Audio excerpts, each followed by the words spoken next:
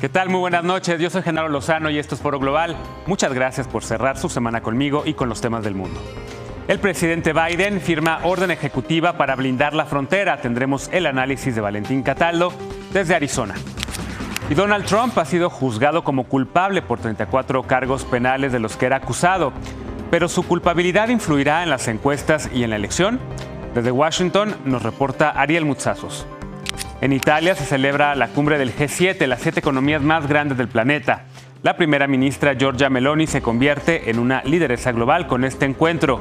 Desde Roma tendremos el análisis de Valentina Alasraqui. La India sostuvo las mayores elecciones del planeta. El primer ministro Narendra Modi se reelige, pero no tendrá mayorías. Y junio es el mes del orgullo LGBT, pero no en todo el mundo se conmemora y aún persisten el odio y la falta de derechos en varios países. Esta noche me acompaña en el estudio Juan Duarte, el embajador de España en México. Vamos a hablar sobre el aniversario del exilio español. Acompáñanos la próxima media hora. Esto es Foro Global.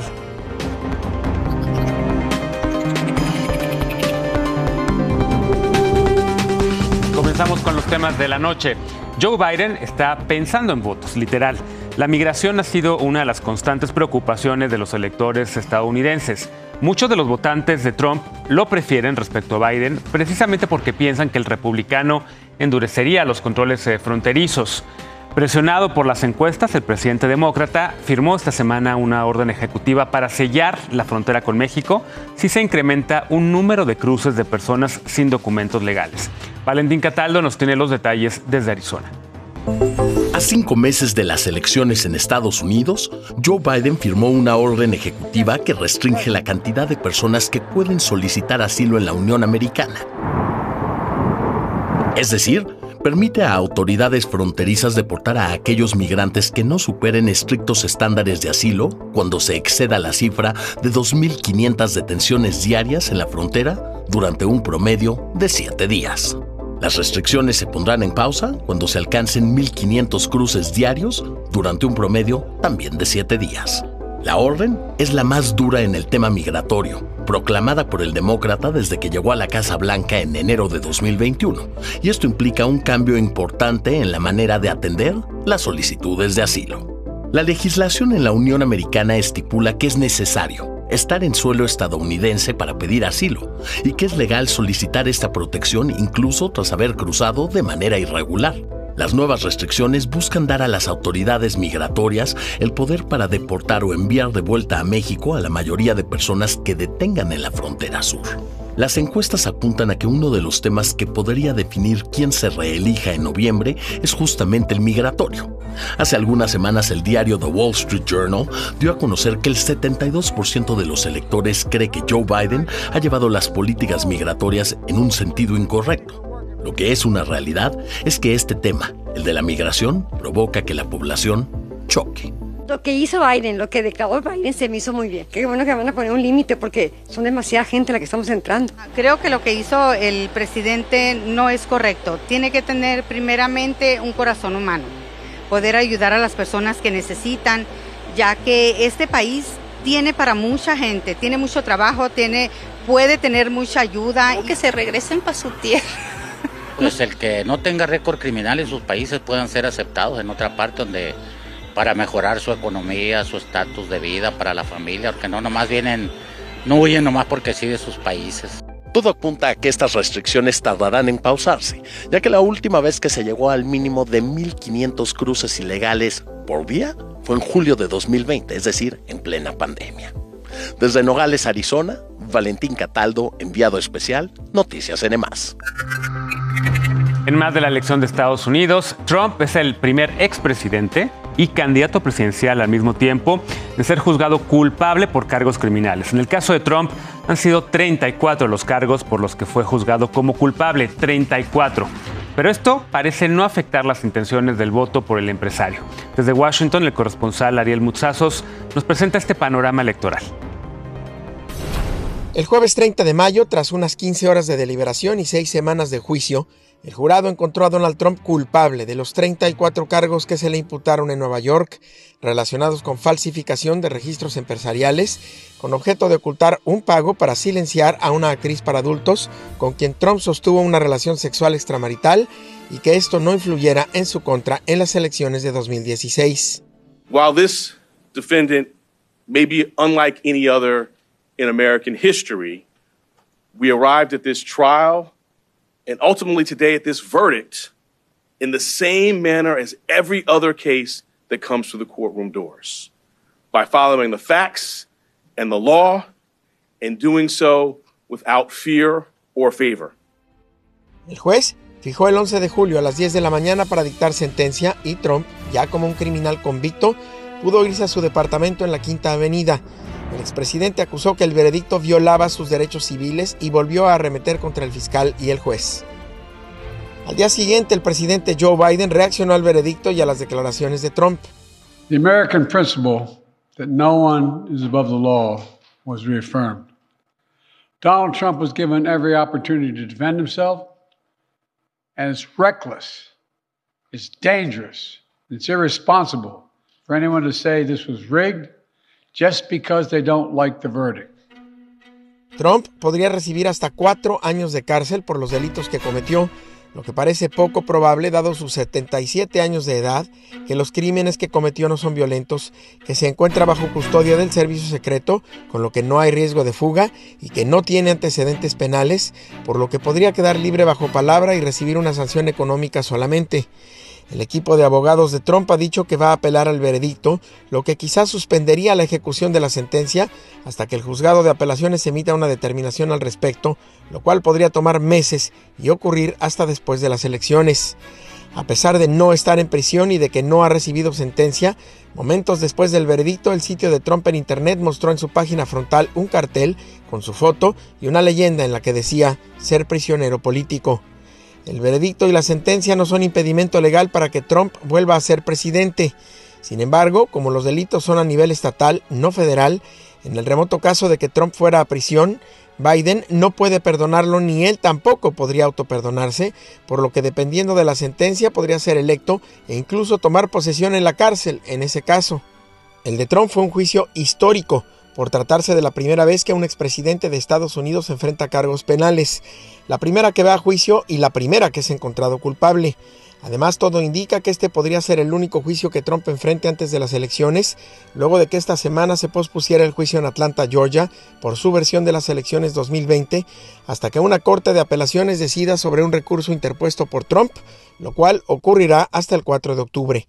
Y por si fuera poco, el viernes, el juez Juan Merchan del juicio en Nueva York envió una carta a las partes sobre una publicación en Facebook de una persona que alega ser primo de uno de los jurados y habría adelantado en la red social que Trump sería encontrado culpable antes del veredicto.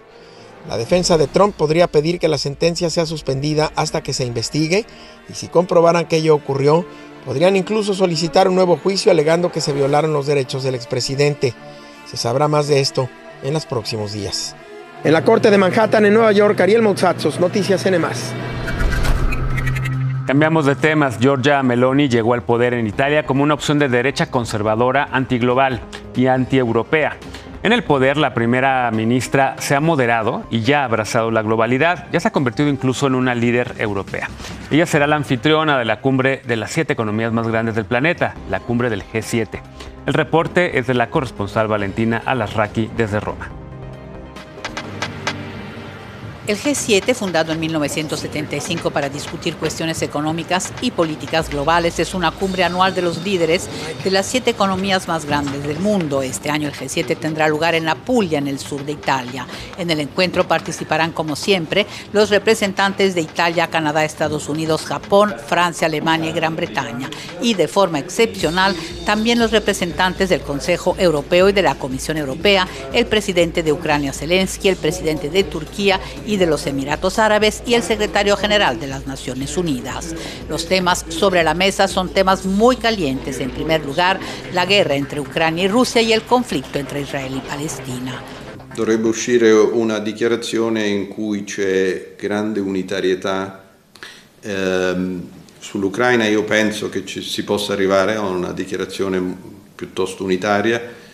Sul conflitto a Gaza penso che sia più difficile, perché la posizione europea è una posizione parzialmente diversa da quella americana. È importante che si trovi un punto di convergenza oggi, prima delle elecciones americanas que podrían cambiar radicalmente el cuadro internacional.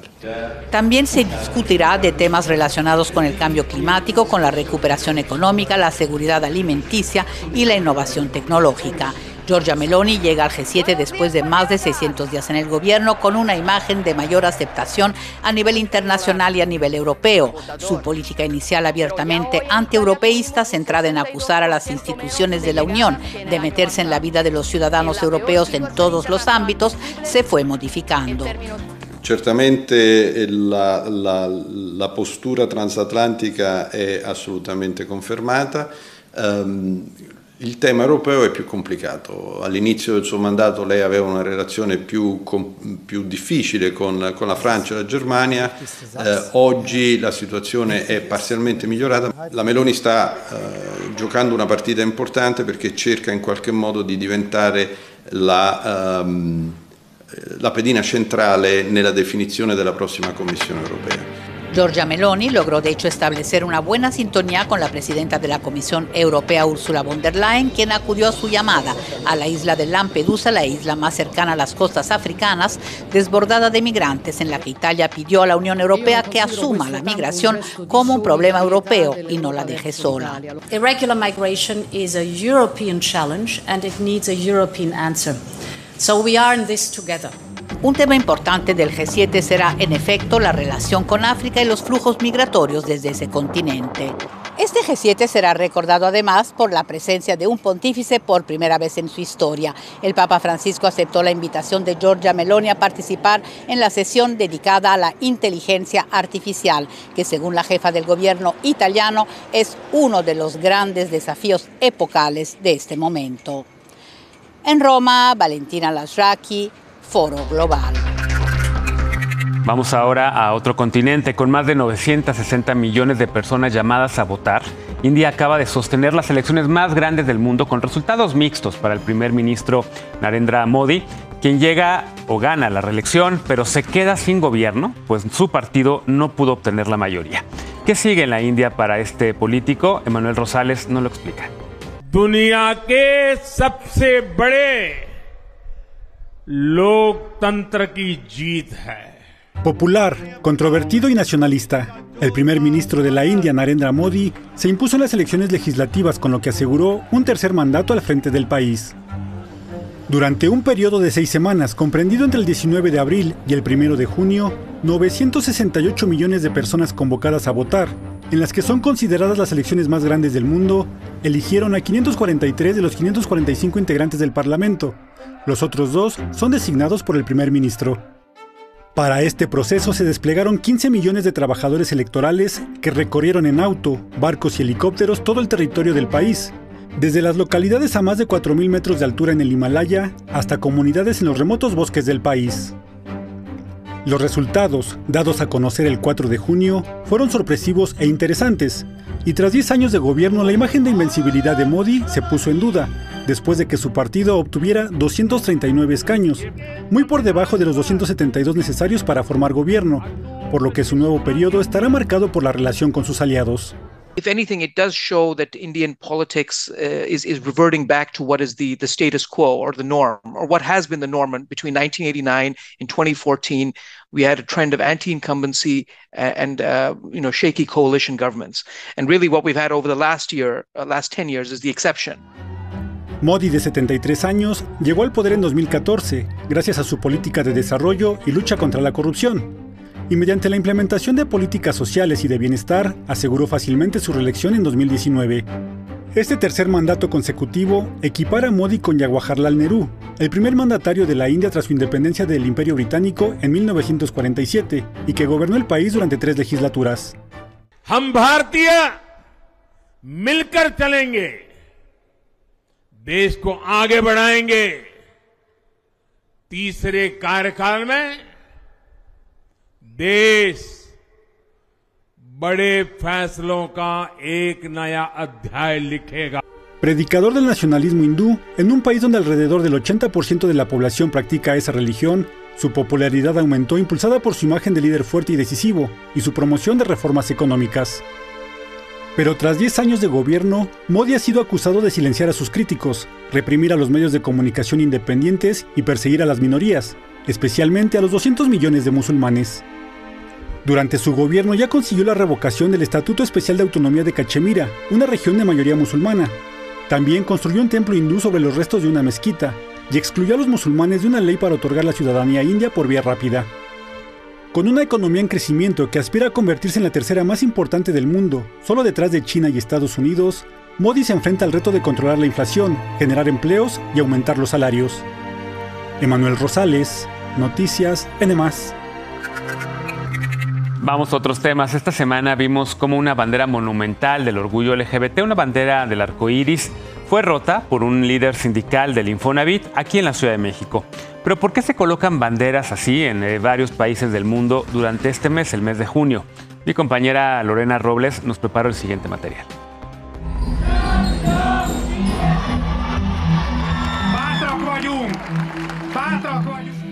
La comunidad LGBT ha enfrentado históricamente marginaciones, sometimientos y diversas formas de violencia, como las mal llamadas terapias de conversión, abusos físicos, psicológicos y en algunos países enfrentan la pena de muerte.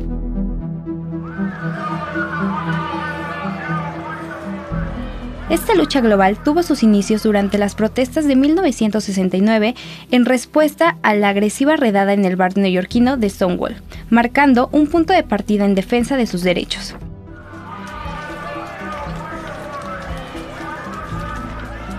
20 años después, en 1990, la Asamblea General de la Organización Mundial de la Salud, OMS, eliminó la homosexualidad de la lista de clasificación internacional de enfermedades, lo que sirvió como ancla para el reconocimiento del Día Internacional contra la Homofobia, Transfobia y Bifobia, reconocida por más de 130 países a partir del 2005.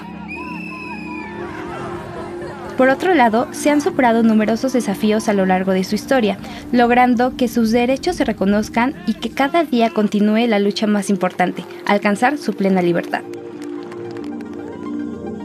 Estos logros, al igual que su comunidad, se ven diariamente amenazados ante posturas intolerantes, como el reciente anexado Decreto Supremo promulgado por el gobierno de Perú bajo el liderazgo de la presidenta Dina Boluarte, presentando a la identidad de género y a la orientación sexual como trastornos mentales.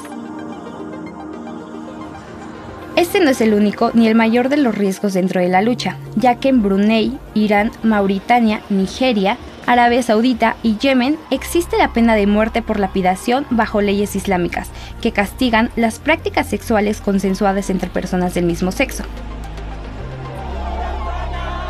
A pesar de la negativa a la libre expresión, la comunidad encuentra un panorama más amable ante las nuevas generaciones. Esto gracias al activismo, solidaridad y apoyo constante de distintas organizaciones, y bajo el concepto de que todos los derechos humanos son indivisibles e interdependientes. Según datos de la Asociación Internacional de Lesbianas, Gays, Bisexuales, Trans e Intersex, ILGA, hay 36 países donde la adopción conjunta es legal. También 35 países reconocen el matrimonio igualitario y 23 la identidad de género. Estos logros, luchas, retrocesos y monumentales avances hacen que el mes de junio no solo sea una celebración al orgullo LGBT, sino que es un constante recordatorio de que la igualdad y la libertad deben ser absolutos y deben ser para todos. Lorena Robles, Noticias N+. Momento de la pausa, pero al regresar, España conmemora el aniversario 85 del exilio español en México. Platicaré aquí en el estudio con el embajador Juan Duarte sobre esto, pero también sobre el futuro de la relación México-España tras el triunfo de Claudia Sheinbaum. Volvemos, esto es Foro Global.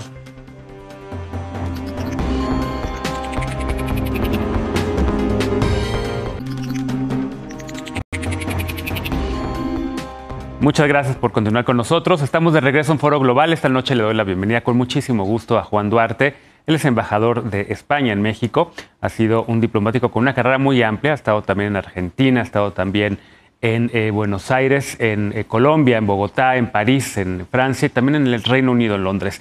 Voy a conversar esta noche con él sobre el aniversario 85 del exilio español, pero también de otros temas. Querido embajador, abogado, además, también, ¿cómo estás? Muy bien. Encantado de estar aquí, Genaro. Yo feliz de que vengas por acá. Oye, primero empecemos con hablar un poco sobre el aniversario del exilio español, lo que significa esto.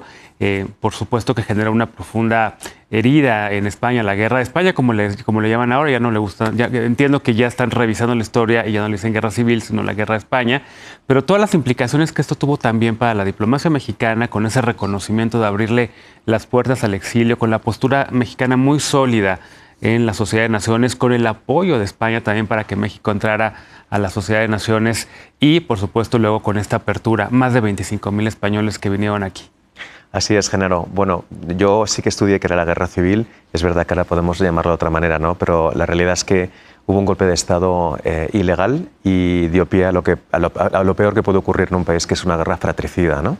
Y ahí México fue un país muy generoso, con gran parte de esas personas que se vieron obligadas a abandonar su hogar para salvar su vida porque eran discriminados, eran perseguidos. Y bueno, estamos en el año de la celebración del 85 aniversario de la llegada del buque Sinaya a Veracruz. Y siempre estaremos profundamente agradecidos al pueblo mexicano, encarnado en ese momento por el presidente, el general Lázaro Cárdenas, que fue quien abrió realmente las puertas a esas personas que no tenían un futuro y que de repente hicieron aquí sus vidas de perfiles muy diferentes. Obviamente tuvimos integrantes del gobierno republicano, personas que buscaban sobrevivir en cualquier tipo de oficio, pero también una intelectualidad muy importante, ¿no? Yo siempre, cuando me preguntan, digo que España es lo peor que le puede ocurrir, se desangró, pero esa sangría permitió crear también unas infraestructuras y una intelectualidad mexicana que sigue hoy en activo. Hay en efecto toda una herencia de ese exilio que está marcado por la creación de instituciones, como bien dices, el Colegio de México, por ejemplo, que se abrió, digamos, como un instrumento justo para acoger a todos los intelectuales que venían del exilio. Política, por cierto, impulsada por tanto el presidente Cárdenas como su esposa Amalia. Ella también tuvo un papel fundamental, digamos, en esta apertura. ¿Dónde más está el exilio español hoy? Entiendo que van a tener pronto también un evento para conmemorarlo en la residencia. Así es. Muy importante el papel de Amalia, ¿no? Y de hecho hay una fundación, Lázaro y Amalia, y de nuevo agradecidos a toda la familia. También se crearon colegios, el Colegio Madrid, el Instituto Luis Vives, ¿no? Que mantienen viva un poco la llama de lo que es la institución libre de enseñanza, ¿no? De otra manera de hacer educación que era lo que creían hacer los republicanos, ¿no? Efectivamente, también la UNAM, por ejemplo, aunque ya existía una influencia muy importante. De hecho, con la UNAM estamos trabajando muy estrechamente con el nuevo rector para poder crear una cátedra que va a llevar el nombre de una ilustre exiliada, María Zambrano, y centrada en los exilios, ¿no? Y en las migraciones. Con lo cual yo creo que fue permeando, ¿no? No solamente en el ámbito educativo universitario, en el ámbito de la literatura, hubo figuras como León Felipe, Max Aub, Luis Cernuda, muchos de ellos que fallecieron aquí, pero también otras profesiones más científicas, por ejemplo, Félix Candelas es directamente exiliado, viene del exilio republicano. Hubo muchos médicos que vinieron aquí, ¿no? Estaba leyendo antes una pequeña nota que me decía que cuando llegan aquí llegan como entre 300 y 500 médicos y que en los años 40, según los datos oficiales de ese país, había 5.000. Entonces, imagínate esa aportación tan importante, ¿no? En un ámbito como la medicina. Y sí, estamos en un año de celebraciones y además vamos a tener una muy importante visita la semana que viene. Viene el ministro de Política Territorial, que es el responsable de la memoria democrática. Luego, si quieres, hablamos también de las leyes tan importantes que ha habido en los últimos años. Hay una nueva ley, en efecto. Hay una nueva ley del 2020, la Ley de Memoria Democrática, que viene un poco a completar lo que pudo dejar pendiente la Ley de Memoria Histórica de 2007. Y entre ambas lo que es muy claro es que hay una obligación por parte del Estado español y de la Administración Pública de reconocer, ¿no? Bueno, pues a todas estas personas que se vieron obligadas a irse al exilio. Hay una declaración, un certificado que se va a entregar la semana que viene que es una declaración de reparación y reconocimiento, y precisamente el ministro viene a participar en un acto importante el día 13 de junio en la residencia de la Embajada de España, y yo creo que va a ser muy emotivo porque además cada vez son menos o incluso las personas que llegaron en el Sinaya o los descendientes directos, ¿no? Porque ha pasado mucho tiempo, pero vamos a tener también el lujo de contar con el ingeniero Cárdenas, el hijo del general, y con su familia, y va a ser un honor estar ahí con ellos. Será una ceremonia muy emotiva, querido embajador. Hay, en efecto, es una huella muy profunda que deja el exilio en México, que deja todas estas ramificaciones de familias, de intelectualidad, de creación, de todo. Ahora, te tengo aquí, no puedo no preguntarte sobre los resultados electorales en México, el próximo gobierno de Claudia Sheinbaum, con ese triunfo contundente. Entiendo que ya hubo una llamada con el jefe del gobierno español entre la presidenta electa y Pedro Sánchez. ¿Cómo ves el futuro? Yo lo veo muy brillante. Efectivamente tuvimos esa llamada que yo creo que es importante. Yo creo que es un hecho histórico, ¿no? Independientemente de que uno pueda tener el corazón a un sitio a otro, yo creo que México va a tener la primera presidenta de este país, que si no me equivoco es la primera presidenta o jefa de Estado de América del Norte. Ya nos gustaría a nosotros en España poder haber tenido dos candidatas, ¿no? Y tener una posible presidenta del gobierno. Pero yo creo que es muy importante. Y yo creo que Claudia sí que creo firmemente que va a tener un espíritu de consenso, de búsqueda de alianzas. Y bueno, pues más que ver su gran labor al frente del gobierno de la Ciudad de México, y totalmente a su disposición para seguir trabajando juntos, también por retos que compartimos en España y en el mundo, ¿no? Una lucha para acabar con la injusticia social, la transición digital, la transición ecológica, tan importante, ¿no? Tenemos todavía el acuerdo de cooperación económica y política en la Unión Europea. Con la Unión Europea, España siempre es un poquito la puerta, y yo creo que va a haber una gran sintonía, y encantados de poder seguir trabajando con Claudia. Ya lo hicimos con su equipo cuando era jefa de gobierno, y ahora todavía más, muy honrados y muy contentos y muy esperanzados de poder trabajar con ella a nivel ya de la presidencia de Interesante este país. Escuchar todo esto. Un último punto, embajador, es junio, mes del orgullo, y también la Embajada de España en México lleva ya mucho tiempo apoyando los temas de la diversidad y la defensa de libertades. Por supuesto. ¿Qué van a hacer este mes? Bueno, pues como todos los años, el Centro Cultural, que sabéis que está en el Zócalo, al ladito de la Catedral, en la calle Guatemala, tiene toda una programación en la semana del 24, que es la semana fuerte, ¿no?, del orgullo. Yo iré, por supuesto, a la marcha, primero porque creo en ello, y segundo porque soy integrante del colectivo, y hay que decirlo también, hay que dar ejemplo. Y bueno, creo que vamos a coincidir también tú y yo en breve, ¿no? Creo que vamos a tener una charla el 28, y muy ilusionado con poder compartir, bueno, la experiencia. Yo tengo muchos años, son 30 años de diplomático, y yo creo que es lo que yo pueda aportar de granito de arena para las generaciones más jóvenes, pues ahí estaré también. Y ha estado España siempre apoyando estos temas, pero desde que llegaste tú, en efecto, por esta pertenencia también a la diversidad, ha tenido un nuevo enfoque. Muchas gracias, querido embajador. Gracias a ti, general. Gracias por la visita. Esta es tu casa. Bienvenido siempre. Muchas gracias. Y sobre todo, gracias a ustedes por acompañarnos esta noche en Foro Global. Nos vemos el próximo domingo. Que tengan una muy buena semana. Soy Genaro Lozano. Bonita noche.